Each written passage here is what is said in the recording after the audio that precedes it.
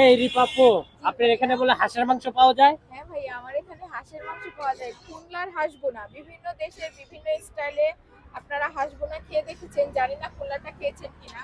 তবে আমার এখানে হাঁসটা খেয়ে দেখলে বুঝতে পারবেন যে কতটা মজা।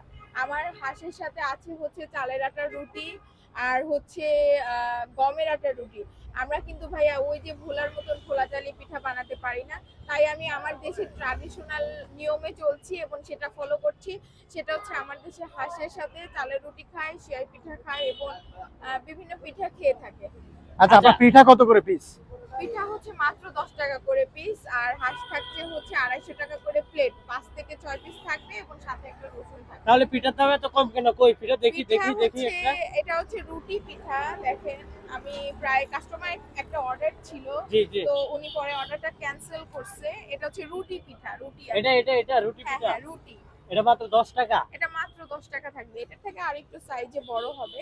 এত এটা সস্তা 10 কিভাবে বিক্রি করেন? আসলে আমার ফুড কোর্টটা একদম নতুন, তো আমি ইচ্ছা আছে যে তারা আমার খাবারটা খাক অ্যাটলিস্ট। তো রিজনেবল প্রাইসে রেখেছি, কারণ খাচ্ছে এবং বেশি করে যেন পেট ভরে খেতে পারে।